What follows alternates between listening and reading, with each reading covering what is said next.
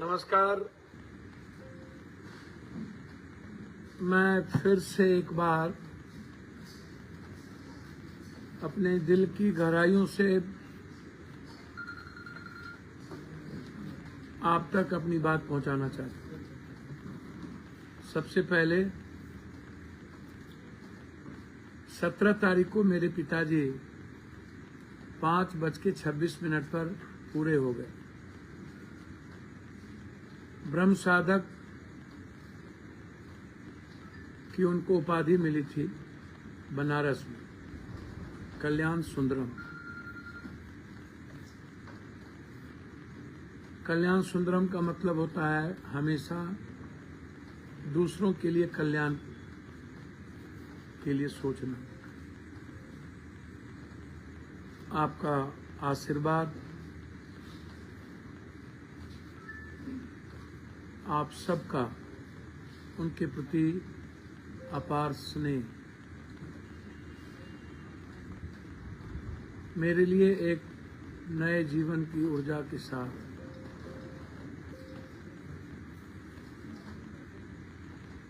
सच्चाई में वसुधैव कुटुंबकम, एक परिवार पूरे देश के रूप में हमने पाया।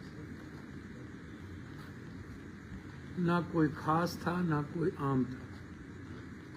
सब मेरे लिए मेरे खून के तरह थे।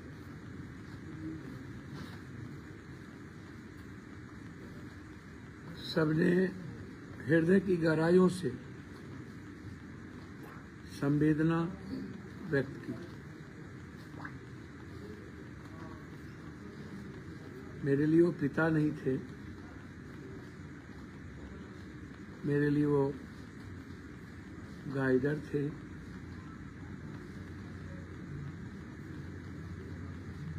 मेरे लिए वो एक आध्यात्मिक गुरु थे,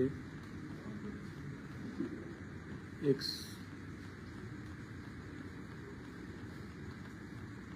बेहतर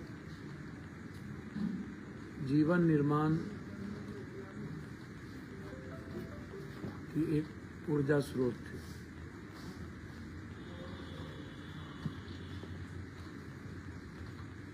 आनंद मार्ग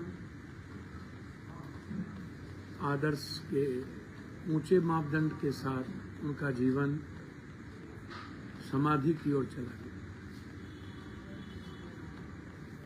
आनंद मार्ग का वो विचार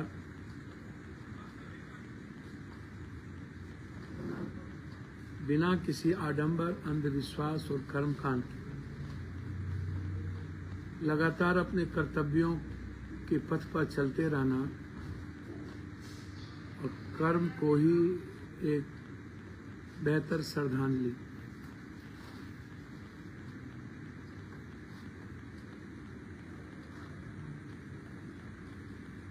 लगातार एक प्रयास मैं मानव जीवन के कल्याण के लिए तब भी आज भी कर रहा हूं। मेरी पूरी श्रद्धांजलि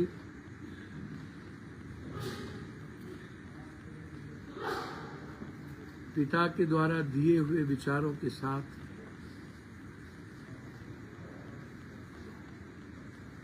समर्पित है।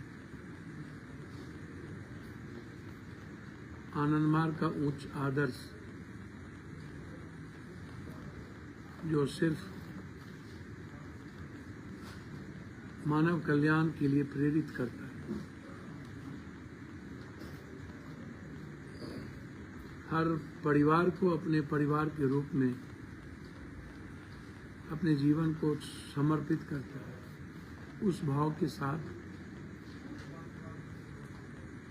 आप सब लोग 29 तारीख को सादर आमंत्रित है। मुझे अच्छा लगेगा जब आप आत्म मोक्षार्थम जगत हिताय च मोक्ष के उस भाव के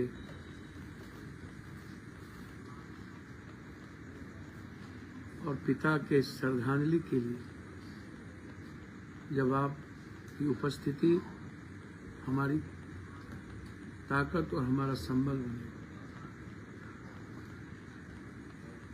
आपका आना ही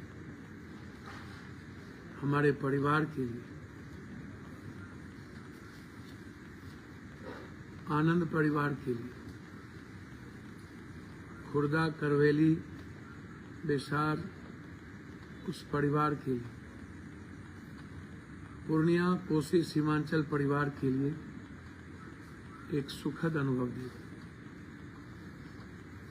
आप ऐसे समय में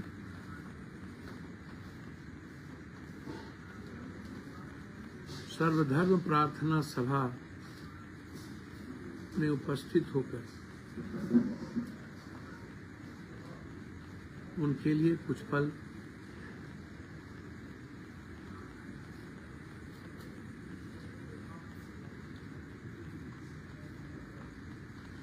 मन की भीतर की गहराइयों से उनकी आत्मा के लिए प्रेयर करें, प्रार्थना करें।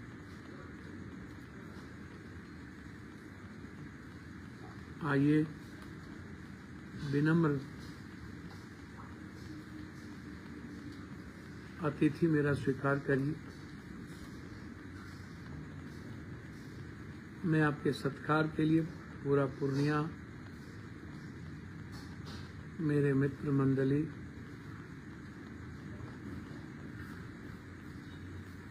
बिल्कुल भगवान के रूप में आप सब के लिए समर्पित है। 10 बजे से लेकर रात्रि 10 बजे तक, आपके आने तक, आगंतुक के आने तक, महानुभाव के आने तक, मेरे इष्ट और मेरे परिवार के आने तक मैं आपके आशीर्वाद के लिए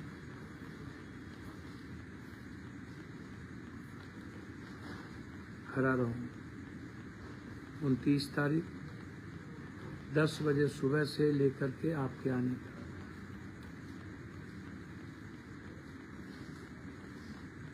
नारायण सेवा के रूप में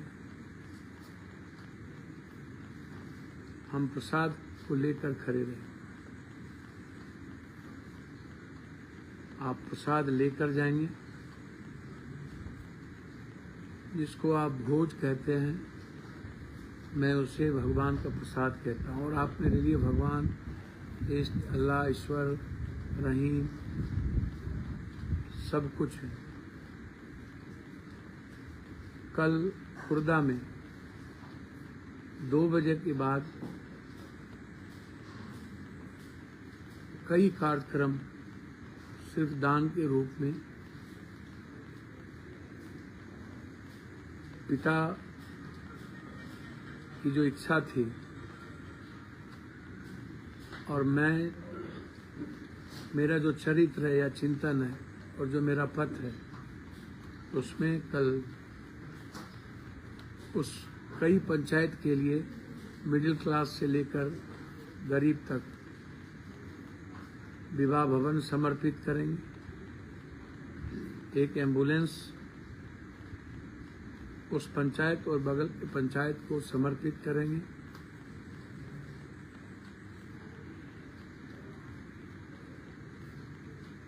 पाँच 500 ऐसे परिवार होंगे जिसमें कोई जाति धर्म नहीं होगा, सिर्फ महिलाएं होंगी जिनको सिलाई मशीन रोजगार के लिए दिया जाए। 1000 परिवार को जो ST SC से होगा, माइनॉरिटीज से, जिसको पार्टी दी जाएगी, जिससे उसका रोजगार, उसकी आर्थिक ताकत, उसकी जिंदगी खूबसूरत मुस्कुराहट के लिए जीने के लिए उसको अवसर मिलेगा। 20 बाछी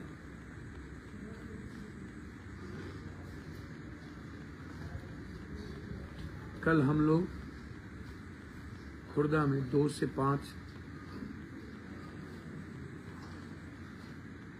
एक बेहतर जिंदगी को बदलने के लिए आपके बीच होंगे।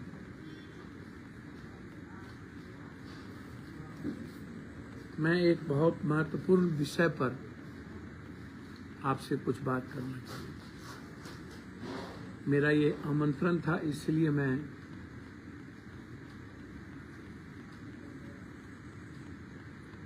अनुनय विनय के साथ आप मेरे लिए कृष्ण के भांति हैं, राम के परिमार्जित हैं, विश्व संपत्ति शिव की तरह हमारी प्रार्थना को आप स्वीकार करिए। मैं एक सुदामा की तरह आपके प्रति हमेशा सेवा और आपकी खुशियों के लिए परछाई की तरह खड़ा मिलूंगा। एक बड़ी घटना, आजादी के 56 साल के बाद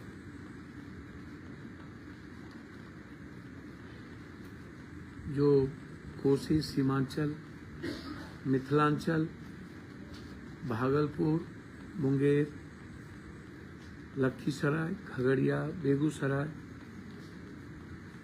और सीतामढ़ी से लेकर शिवहर और मोतिहारी तक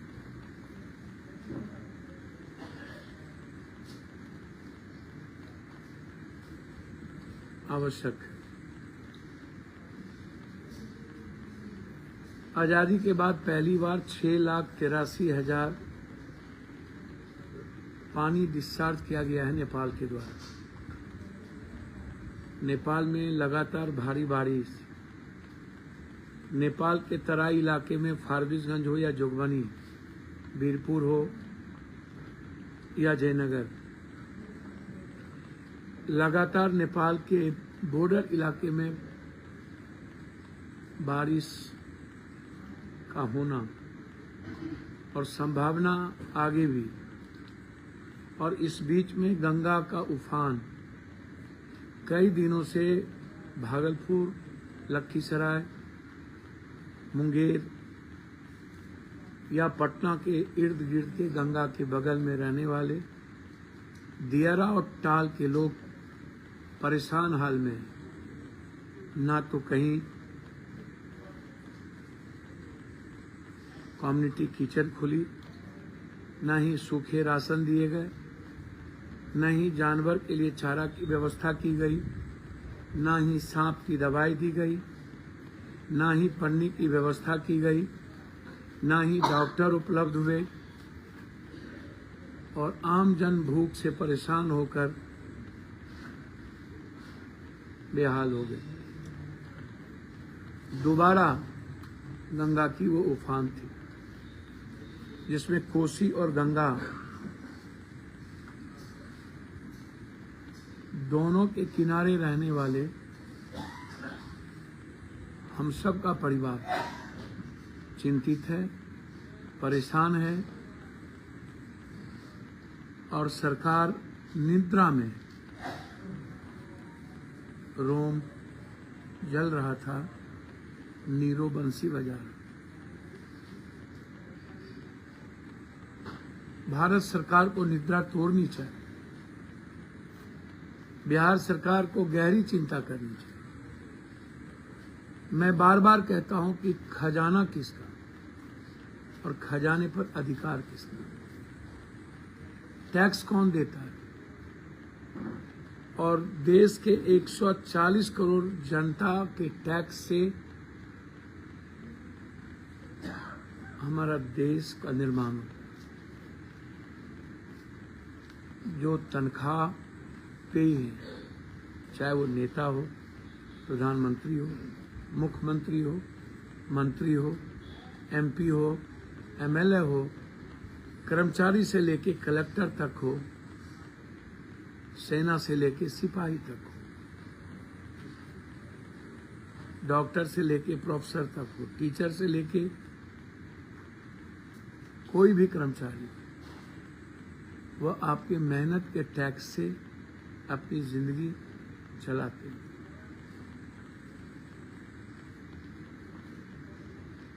यह पैसा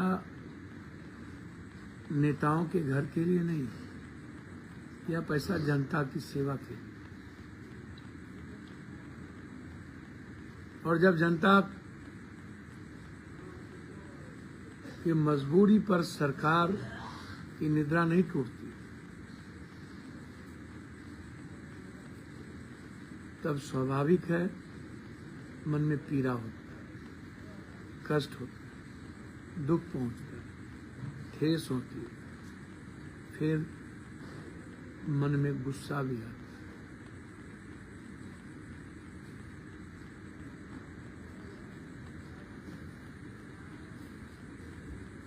आप सोचिए, अभी 2 विषय हमारे लिए महत्वपूर्ण था, लेकिन तीसरा विषय सामने में आता। पहला विषय था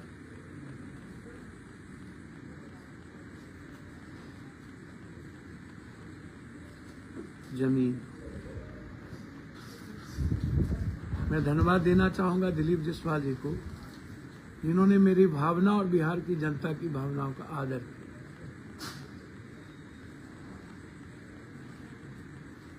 समझने की कोशिश की।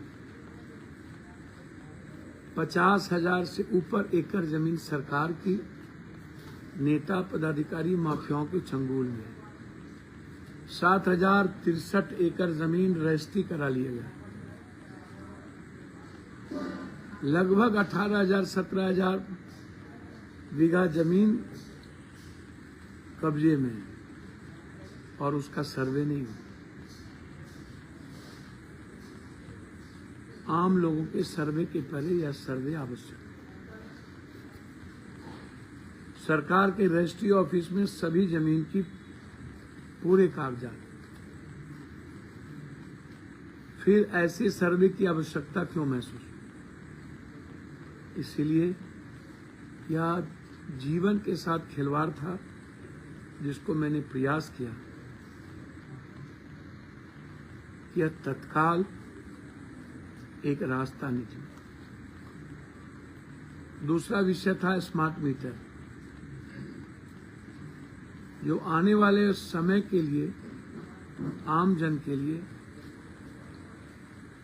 यह नासूर होगा। मोनोपोली बढ़ेगी, लोगों की जिंदगी तबाह होगी। जब 2,000, 5,000, 6,000, 10,000 के बिल के बाद सूद ब्याज के साथ जब 60,000, 1 लाख रुपया चला जाता है, जब बिजली काट दी जाती है, लोग परेशान हाल होते, जिंदगी तबाह हो जाती है, कर्ज पर कर्ज लेते लेते थक जाते हैं, रास्ते नहीं बचते, तब आत्महत्या की ओर मन करता है, व्यथित होता है। और जब मीटर्स का रेट 3 गुना बढ़े और एटेंडम किसी के घर में 60,000, 40,000, 1 लाख से ज्यादा बिल आएगा, अंदाजा कीजिए उसका सूद फिर ब्याज क्या होगा। लोग बचेंगे, इस पर मेरी लड़ाई जारी है। लेकिन तब तक आज परेशान करने वाला यह न्यूज, कोसी में 6,83,000 पानी का डिस्चार्ज हुआ और गंगा का खुद अपने खतरे से ऊपर।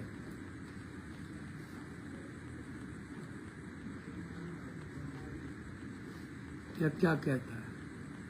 हम अपील करते हैं आप सबसे, सरकार के भरोसे मत रहिए। सरकार हमेशा दया की भीख मांगता है, धर्म जाति के आधार पर। कोसी त्रासदी आई थी, जिंदगी तबाह हो गई थी, फिर भी वोट किसको मिला था?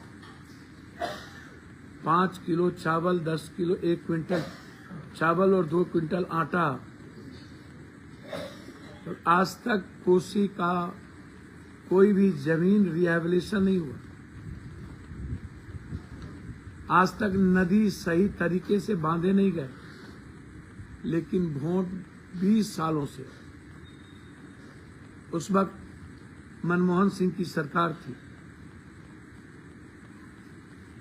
सब कुछ देने के बावजूद भी लोगों ने अपने दर्द को भुला दिया।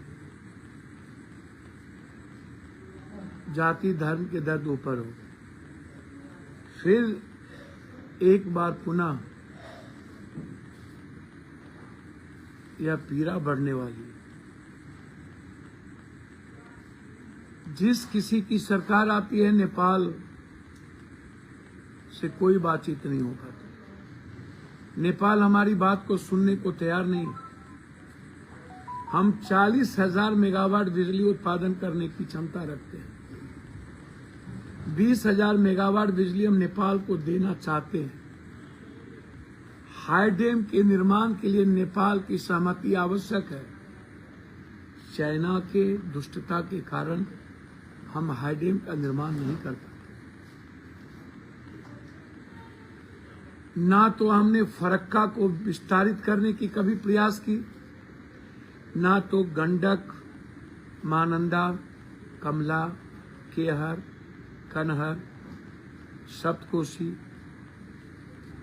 कोसी, कई नदियों से घिरा हुआ मिथिला कोसी सीमांचल से हम गाद निकाल पाते। आजादी के बाद आज तक गाद निकालने का प्रयास नहीं किया।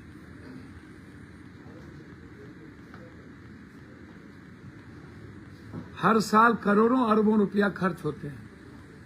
साल भर एंटी इरोजन वर्क पर खर्च होता है, अस्पर बनता है, लेकिन फ्लड फाइटिंग के नाम पर अरबों रुपया बंदर बांट करके नेता से लेकर नीचे तक खा जाता है और हम अपनी किस्मत पर रोते रहते, अपने भाग्य को कोसते हैं और भगवान पर भरोसा करते हैं।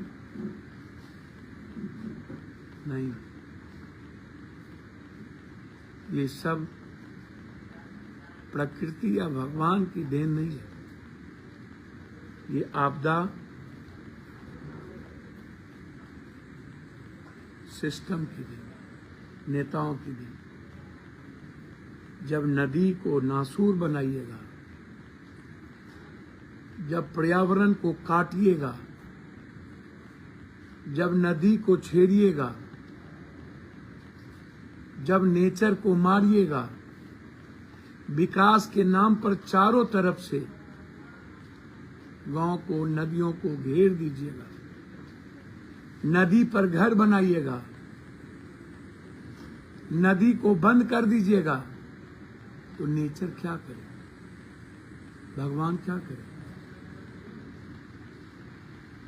और ये नेता और माफिया अपने सहूलियत के लिए सब कुछ करे।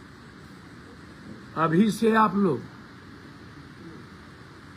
जो लोग बांध के भीतर हैं, बांध के बगल में हैं, वह लोग अपने परिवार की हिफाजत शुरू कर दीजिए, अपने जानवर की हिफाजत शुरू कर दीजिए। आप इंतजार नहीं कीजिएगा। मैं हाथ जोड़ता हूं, जिंदगी बचेगी, रास्ते मिलेंगे, सफर में हम भी मिलेंगे, कुछ लोग भी मिलेंगे, दर्द भी बांटेंगे,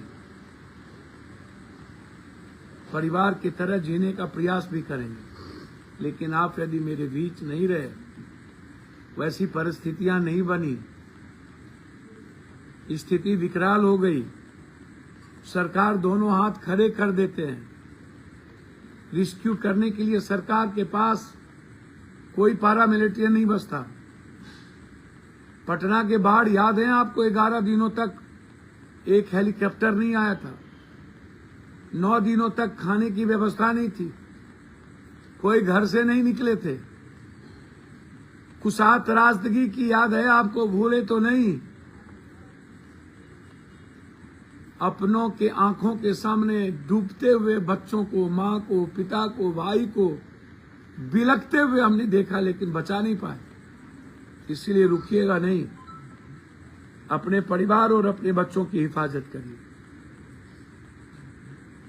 खाने की चिंता मत करिए, पहले बच्चे और परिवार जो घर में है उसको ले करके सेफ साइड जाइए, बांध पे भरोसा मत कीजिएगा, और खास तौर पर कच्चे बांध पे। इसलिए मेरा आग्रह है कि कोसी, कमला, महानंदा, गंडक और गंगा के किनारे जो लोग भी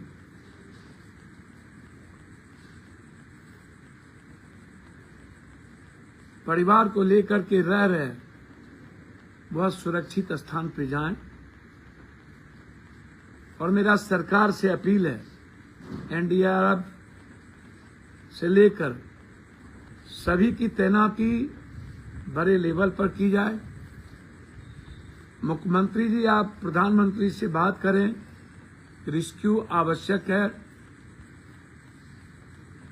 सेना की को रेड अलर्ट किया जाए और सीमांचल और कोसी, मिथिला और गंगा के किनारे वाले ताल और दियारा के लोगों की हिफाजत की जाए। और जो धन आपके पास है वो जनता का है, उस धन को जनता की हिफाजत के लिए लगाए। बहुत बहुत धन्यवाद, नमस्कार, प्रणाम। पुनः एक बार 29 तारीख को 10 बजे से आने तक मैं आपके स्वागत के लिए, आपके आशीर्वाद के लिए खड़ा रहूंगा। शुक्रिया।